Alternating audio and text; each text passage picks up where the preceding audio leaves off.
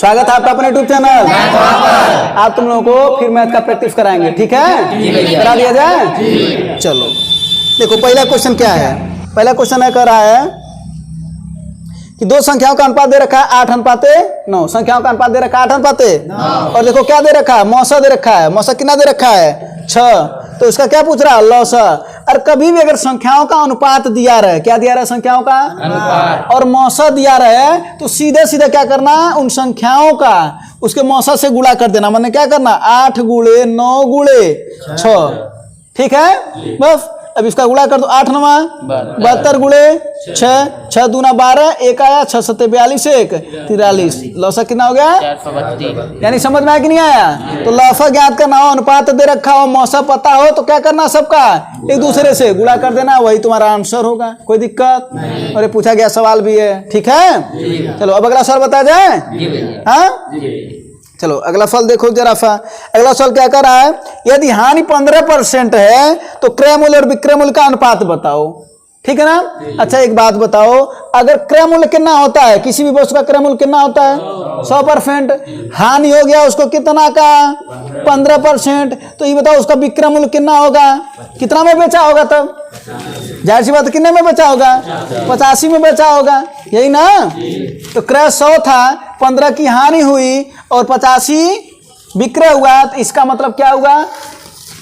अब इसका अनुपात पूछ रहा है, तो किसका अनुपात पूछ रहा है, क्रय और विक्रय का। इसका मतलब है 100/85, यही ना। ये 5 दूना 10 20 हो गया, और ये कितना हो जाएगा, 5 × 9 5, 5 7 35, यानी कितना अनुपात आया, 20:17। कोनो कठिन बात है का, नहीं समझ में आया का। देखो ये आसान सा सवाल है, लेकिन पूछा भी गया सवाल है ना। हाँ चलो अब अगला क्वेश्चन बताते हैं। अगला देखो क्रमिक बट्टा वाला सवाल है, ठीक ना, छूट वाला सवाल है। अब छूट वाला देखा जाए सवाल, देखो क्या दे रखा है, 25% का छूट है, 20% का छूट है और 10% का छूट है। कोई दिक्कत, परेशानी नहीं है। अब जरा एक बात देख लो जरा सा। अगर हम मान लेते हैं, देखो कैसे निकालते हैं, एकल छूट कैसे निकालेंगे जरा ध्यान देना। मान लेते हैं किसी वस्तु का दाम 100 है, क्या है, 100। छूट हमेशा तुम्हें मिलता है, जाहिर सी बात है। तो 25 का अगर छूट देगा तो लेगा कितना, तो 75/100। कोई दिक्कत नहीं। 20 अगर देगा तो लेगा कितना, 80/100। 10 देगा तो लेगा कितना, बटा 100 से 100 कट गया, यही ना। 2 0 से 2 0 कट गया, 25 × 75, 25 चौके 4 दूना, तो 3 दूना 6 9 6 9 54, यानी 54% क्या कर रहा है, वो ले रहा है। तो देगा छूट कितना, 100 में से 54 को माइनस कर देंगे, यानी कितना आ रहा है, 46%। यानी 46% क्या करेगा, वो छूट देगा। क्या देगा, वो छूट देगा। कोई दिक्कत, परेशानी, समस्या, ठीक है ना।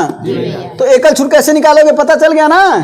हाँ, और एकल छूट का फिर से कोई और सवाल आएगा तो तुम्हें एक और तरीका भी बताएंगे, ठीक है। चलो अगला जरा सवाल देख लिया जाए।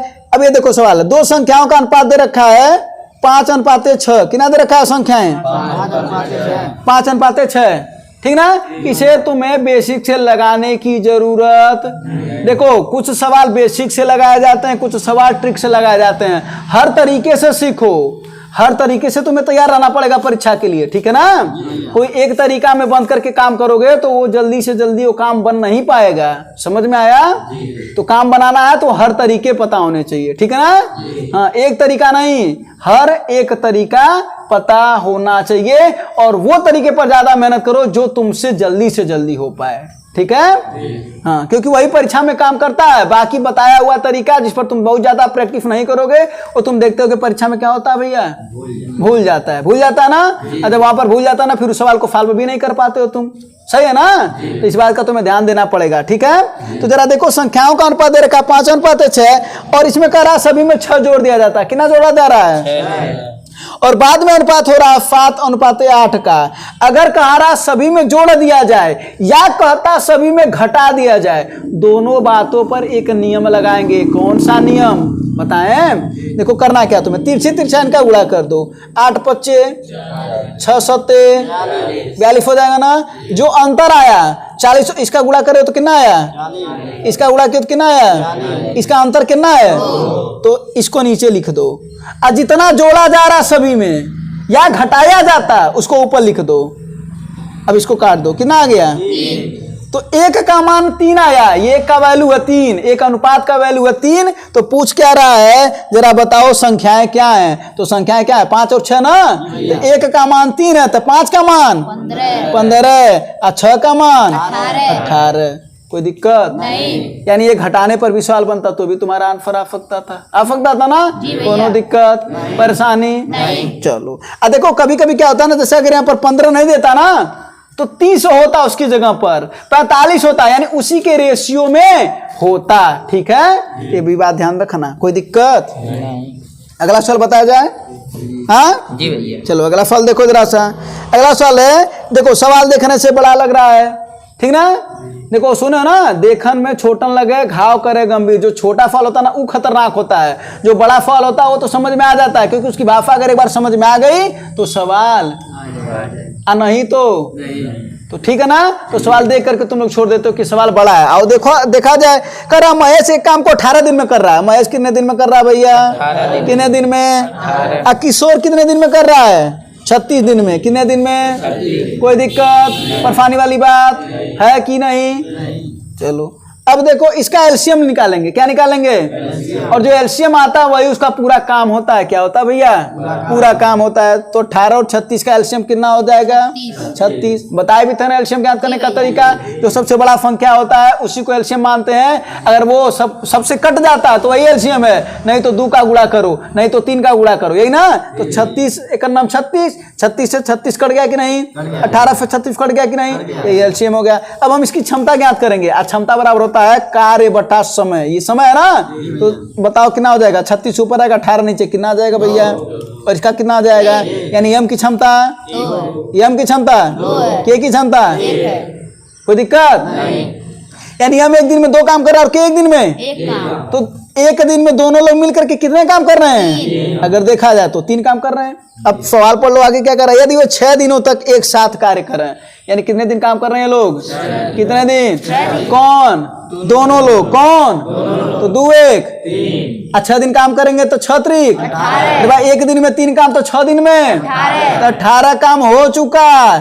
कुल काम कितना था तुम्हारे पास, बचा कितना भाई, 36 काम था, 18 हो चुका तो बचा कितना। तो पूछ रहा है कितना प्रतिशत बचा है, तो कितना परसेंट बचा है, 50%। आधा बचा है ना, आधा का मतलब 50% काम बचा है। बोलो कोई दिक्कत है का,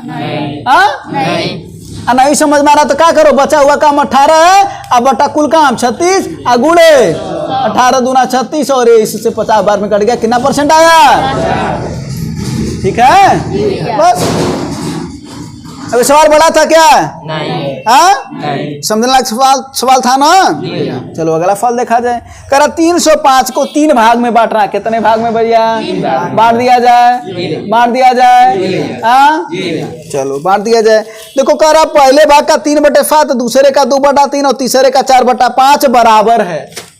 अगर कभी भी ऐसा कंडीशन कहे कि इसका इतना भाग, उसका उतना भाग, उसका उतना भाग बराबर है, तो तुम्हें करना क्या, उसको उल्टा लिख देना है और सबका रेशियो ले लेना है। कैसे, ऐसे देखो 3/7 है ना, उसका उल्टा कितना हो जाएगा, अनुपात कर दो।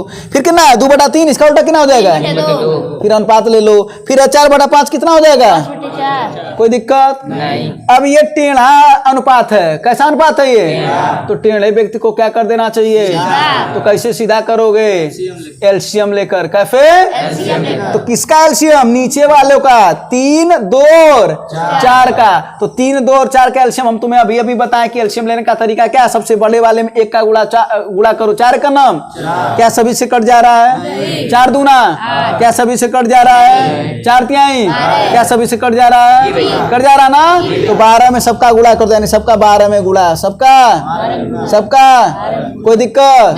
3 चौके 2 छक्के 4 तिहाई, अनुपात क्या गया भैया, 5 चौके 6 त्रिक 5 तिहाई, कोई दिक्कत, कोई दिक्कत है।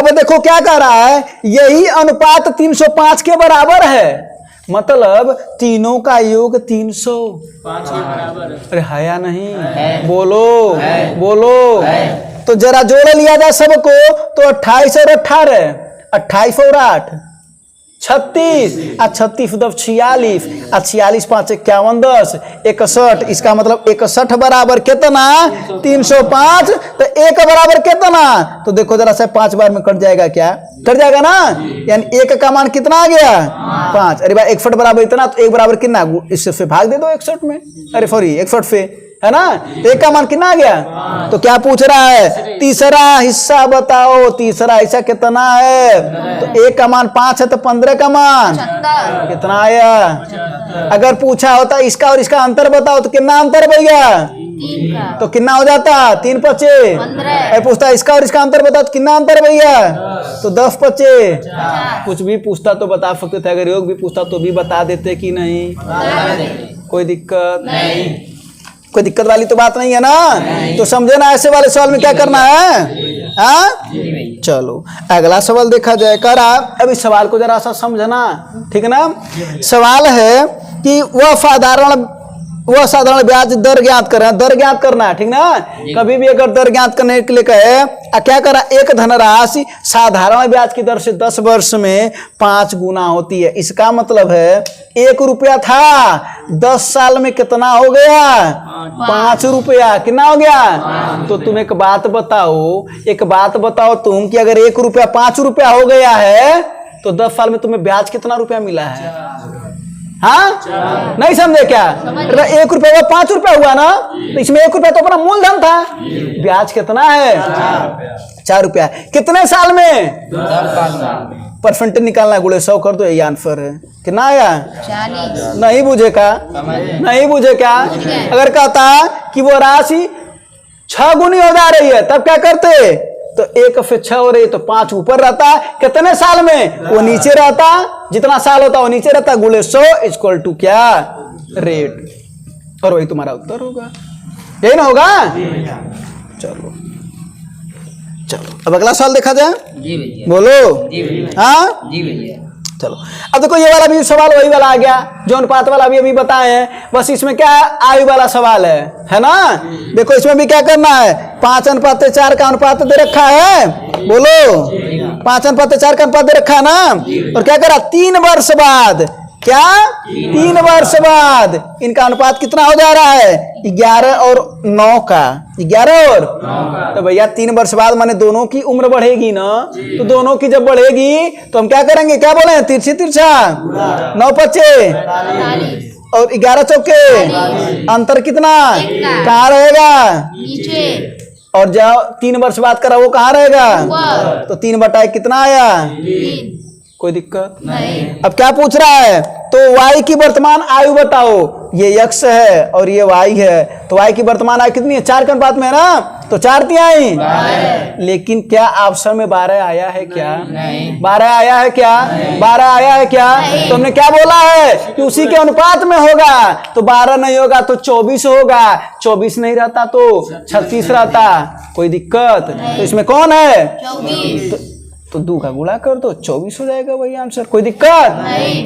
बस आ गया ना। चलो सवाल समझ में तो आ रहा है ना। जी भैया। हाँ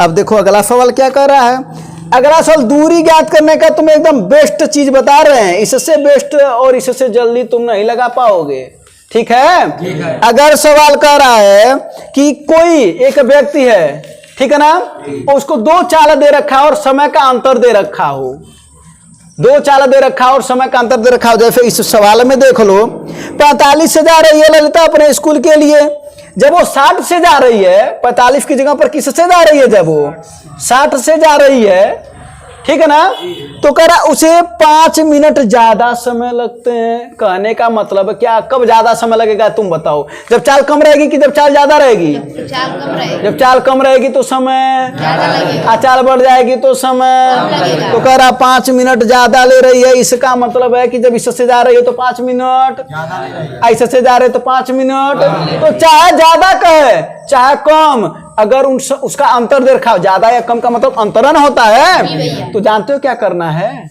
इन दोनों का गुणा कर दो, कर दिया। इन दोनों का अंतर लेकर के भाग दे दो, कर दिया। भाई 45 और 60 का अंतर 15 हुआ ना, आप फिर गुणा कर दो। समझिए कितना है, तो 5 मिनट है ना, तो 5 ऊपर कर दो, घंटा में बदलने के लिए 60 से गुणा करते, बात खत्म। 60 से 60 कट गया, 5 आई 3 से 45 कट जाएगा, कितना दूरी कितना आया, 15 किलोमीटर। नहीं समझ में आया क्या, आया। नहीं आया क्या, कोई दिक्कत है? अब से दूरी वाला सवाल लग जाएगा ना, चलो कोई दिक्कत नहीं। अब देखा जाए कुछ और सवाल है या नहीं है, एक सवाल और है, ठीक है ना। चलो अब एक सवाल देखो, ये नाव धारा वाला सवाल है। कौन सा सवाल है, ठीक है ना। चलो अब नाव धारा का देखो सवाल क्या कर रहा है, कह रहा एक नाव धारा की दिशा में, एक नाव धारा की दिशा में 16 किलोमीटर की दूरी 2 घंटे में तय करती है। अब देखो एक होता है धारा की दिशा और एक होता है धारा की विपरीत दिशा। देखो एक नाव की चाल होती है x मान लो, धारा की चाल y मान लो। अगर जब एक साथ चलते हैं तो उनको जोड़ा जाता है, तुम्हें भी पता है, तो x + y हो जाएगा।